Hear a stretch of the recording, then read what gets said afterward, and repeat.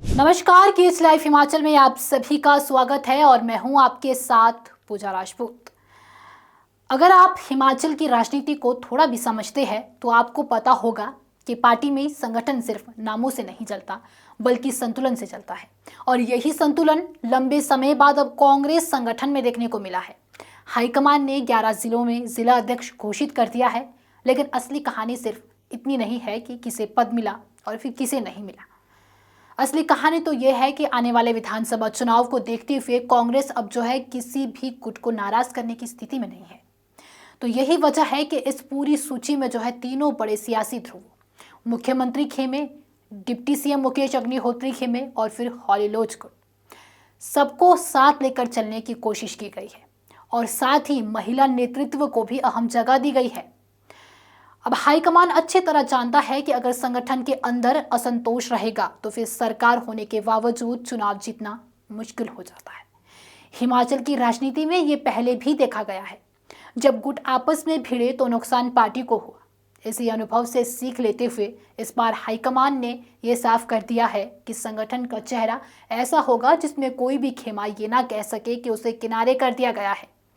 यही वजह है कि नियुक्तियों से पहले ऑब्जर्वर भेजे गए, फीडबैक लिया गया और फिर संतुलन भी बैठाया गया। अब जानते हैं कि तीनों गुटों का तालमेल क्यों जरूरी था।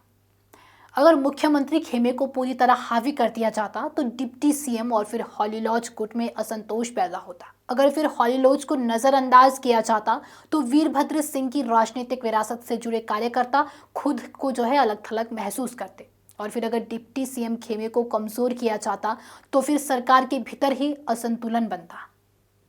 इसलिए कांगड़ा और फिर हमीरपुर जैसे बड़े जिलों में मुख्यमंत्री सुखविंदर सिंह सुक्खू के करीबी नेताओं को जिम्मेदारी दी गई। कांगड़ा में अनुराग शर्मा को जिला अध्यक्ष बनाया गया है। अनुराग शर्मा संगठन में लंबे समय से सक्रिय रहे हैं और फिर मुख्यमंत्री सुक्खू के विश्वास पात्र भी माने जाते हैं। कांगड़ा हिमाचल का सबसे बड़ा जिला है और यहाँ संगठन मजबूत होना सीधे तौर पर सत्ता की स्थिरता से जुड़ा है। हमीरपुर में सुमन भारती शर्मा को जिला अध्यक्ष बनाया गया है। इन दोनों नियुक्तियों से साफ है कि सीएम सुक्खू चाहते हैं कि बड़े जिलों में संगठन और सरकार एक ही दिशा में काम करे। ऊना जिले में देशराज गौतम को जिला अध्यक्ष बनाया गया है। देशराज गौतम डिप्टी सीएम मुकेश अग्निहोत्री के करीबी माने जाते हैं और ऊना में उनकी अच्छी पकड़ मानी जाती है। ऊना मुकेश अग्निहोत्री का राजनीतिक गढ़ रहा है। ऐसे में यहाँ किसी नए प्रयोग की बजाय भरोसेमंद चेहरे को आगे बढ़ाया गया है। ये नियुक्ति बताती है कि डिप्टी सीएम खेमे को भी संगठन में पूरी तवज्जो दी गई है। सबसे अहम बात यह है कि इस सूची में हॉलीलॉज गुट यानी पूर्व मुख्यमंत्री वीरभद्र सिंह की राजनीतिक विरासत और फिर उनके बेटे मंत्री विक्रमादित्य सिंह के प्रभाव क्षेत्रों को भी जो है नजरअंदाज नहीं किया गया है। कुल्लू में सीसराम को जिला अध्यक्ष बनाया गया है। वे हॉलीलॉज गुट के करीबी माने जाते हैं और फिर क्षेत्र में उनकी जमीनी पकड़ भी है। लाहौल स्पीति में दोरजे अंगरूप को जिला अध्यक्ष बनाया गया है। ये जिला भौगोलिक रूप से कठिन होने के साथ साथ राजनीतिक रूप से भी संवेदनशील है। यहाँ विक्रमादित्य सिंह के करीबियों को जिम्मेदारी देकर हाईकमान ने साफ कर दिया है कि हॉलीलॉज गुट को अलग थलग नहीं किया गया है। यह संतुलन बताता है कि कांग्रेस फिलहाल किसी भी गुट को नाराज करने के मूड में नहीं है। अब सवाल उठता है कि महिला नेतृत्व पर इतना जोर क्यों? मंडी और फिर बिलासपुर में महिलाओं को जिला अध्यक्ष बनाना सिर्फ महिला सशक्तिकरण का नारा नहीं है, ये एक सोचा समझा राजनीतिक फैसला है। मंडी जैसे जिले में जहां गुटी और राजनीति हावी रही है, वहां महिला नेतृत्व को आगे करके पार्टी ने टकराव की धार को थोड़ा नरम किया है। मंडी से चंपा ठाकुर को जिला अध्यक्ष बनाया गया है। चंपा ठाकुर जो है पूर्व मंत्री और फिर 6 बार विधायक रहे कौल सिंह ठाकुर की बेटी है। कौल सिंह ठाकुर लंबे समय तक मंडी कांग्रेस का बड़ा चेहरा रहे हैं और फिर संगठन चलाने का अनुभव भी रखते हैं। मंडी जिले में अलग अलग गुटों के बीच संतुलन बनाना हमेशा चुनौती रहा है। ऐसे में महिला नेतृत्व के साथ राजनीतिक विरासत को जोड़ना हाईकमान की रणनीति चाल मानी जा रही है। वहीं बिलासपुर में अनुभवी महिला चेहरे को दोबारा जिम्मेदारी देकर यह साफ कर दिया गया है कि संगठन चलाने के लिए भरोसेमंद और फिर संतुलित नेतृत्व चाहिए। बिलासपुर में अंजना धीमान को जिला अध्यक्ष बनाया गया है। वे पहले भी इस पद पर रह चुकी है और मौजूदा मंत्री राजेश धर्मानी की करीबी मानी जाती है।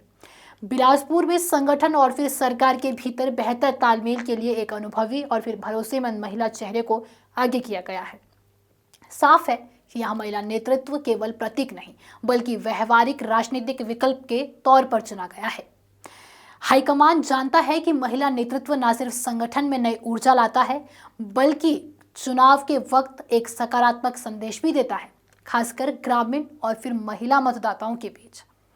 अब आप सोच रहे होंगे कि जब संतुलन इतना जरूरी था तो शिमला ग्रामीण और फिर किन्नौर में नाम क्यों नहीं आए। दरअसल यही हाईकमान की सबसे बड़ी सावधानी है। शिमला ग्रामीण मुख्यमंत्री का गृह क्षेत्र है और वहां एक भी गलत फैसला सीधे पार्टी के अंदर असंतोष को जन्म दे सकता है। वहीं किन्नौर जैसे संवेदनशील जिले में स्थानीय और फिर सामाजिक समीकरण बहुत ही नाजुक है। हाईकमान यहां जल्दबाजी नहीं चाहता क्योंकि चुनाव से पहले कोई नया विवाद खड़ा करना कांग्रेस के हित में नहीं है। इस पूरी कहानी को अगर एक लाइन में समझना हो तो साफ है, कांग्रेस अब संगठन को चुनावी मशीन की तरह तैयार करना चाहती है। हाईकमान जानता है कि अगर विधानसभा चुनाव जीतने हैं तो सरकार और फिर संगठन एक दूसरे के खिलाफ नहीं बल्कि एक दूसरे के साथ चले। यही वजह है कि इस बार ना किसी गुट को किनारा किया गया, ना किसी को पूरी तरह हावी होने दिया गया। कुल मिलाकर ये सिर्फ जिला अध्यक्षों की सूची नहीं है बल्कि कांग्रेस की चुनावी रणनीति का पहला साफ संकेत है। तीनों गुटों का तालमेल, महिला नेतृत्व पर भरोसा और फिर संवेदनशील जिलों में सावधानी, ये सब बताते हैं कि हाईकमान अब गलती की गुंजाइश नहीं छोड़ना चाहता। अब देखना ये होगा कि ये संतुलन जमीन पर कितनी मजबूती के साथ काम करता है। आपके इस पर क्या विचार है, हमें कमेंट करके ज़रूर बताएं। और अगर आपको वीडियो पसंद आई हो तो वीडियो को लाइक कीजिए, शेयर कीजिए और हमारे Facebook page KH live Himachal को फॉलो अवश्य करें। साथ ही अगर आप हमारे इस वीडियो को यूट्यूब चैनल के माध्यम से देख रहे हैं तो हमारे यूट्यूब चैनल को भी सब्सक्राइब ज़रूर करें। धन्यवाद।